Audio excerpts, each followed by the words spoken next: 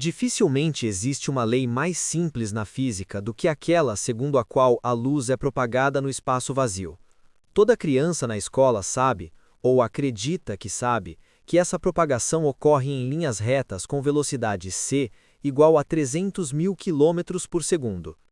Em todos os eventos, sabemos com grande exatidão de que essa velocidade é a mesma para todas as cores, porque se essa não fosse, nesse caso o mínimo de emissão não seria observado simultaneamente para cores diferentes durante o eclipse de uma estrela fixa por seu vizinho escuro. Por meio de considerações semelhantes com base em observações de estrelas duplas, o astrônomo holandês De Sitter também conseguiu mostrar que a velocidade de propagação da luz não pode depender da velocidade de movimento do corpo emitindo a luz. A suposição de que essa velocidade de propagação depende da direção no espaço é em si improvável.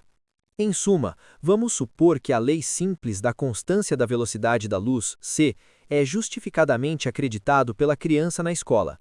Quem imaginaria que esse simples lei mergulhou o físico conscientemente pensativo no maior dificuldade intelectual? Vamos considerar como essas dificuldades surgem. É claro que devemos referir o processo de propagação da luz, e de fato todos os outros processos, a um corpo rígido de referência, sistema de coordenadas. Como tal sistema, vamos novamente escolher nosso aterro. Vamos imaginar que o ar acima dele tenha sido removido. Se um raio de luz for enviado ao longo do aterro, vemos acima que a ponta do raio será transmitida com a velocidade c em relação ao aterro. Agora vamos supor que nosso transporte ferroviário está novamente viajando ao longo das linhas ferroviárias com a velocidade v, e que a direção é a mesma que a do raio de luz, mas sua velocidade, é claro, é muito menor. Deixe-nos perguntar sobre a velocidade de propagação do raio de luz em relação ao vagão.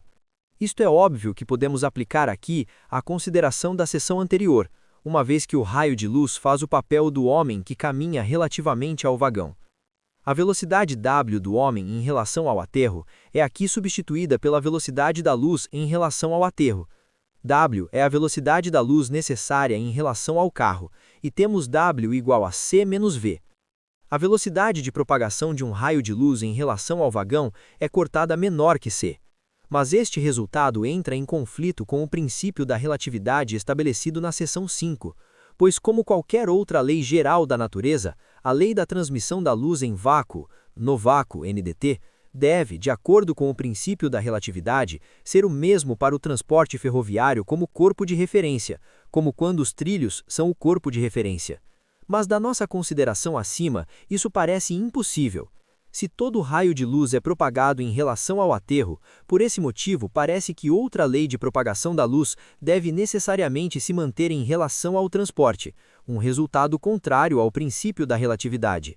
Em vista desse dilema, parece não haver mais nada além de abandonar o princípio da relatividade ou a lei simples da propagação da luz no vácuo. Os de vocês que seguiram cuidadosamente a discussão anterior, quase certamente esperam que se deva manter o princípio da relatividade, que apela tão convincentemente ao intelecto, porque é tão natural e simples. A lei da propagação da luz no vácuo deveria ser substituída por uma lei mais complicada, conforme o princípio da relatividade. O desenvolvimento da física teórica mostra, no entanto, que não podemos seguir este curso. As investigações teóricas de época de H. A. Lorentz sobre os aspectos eletrodinâmicos e fenômenos ópticos conectados a corpos em movimento mostram que a experiência nesse domínio leva conclusivamente a uma teoria dos fenômenos eletromagnéticos, da qual a lei da constância da velocidade da luz no vácuo é uma consequência necessária. Os prominentes físicos teóricos estavam mais inclinados a rejeitar o princípio da relatividade, embora não tendo sido encontrados dados empíricos contraditórios a esse princípio. Nesse momento, a teoria da relatividade entrou na arena.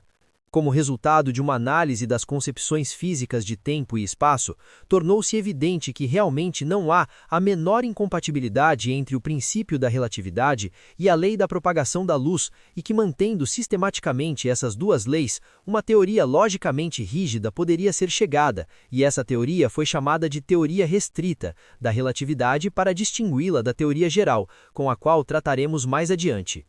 Nas páginas seguintes, apresentaremos as ideias fundamentais da teoria restrita da relatividade.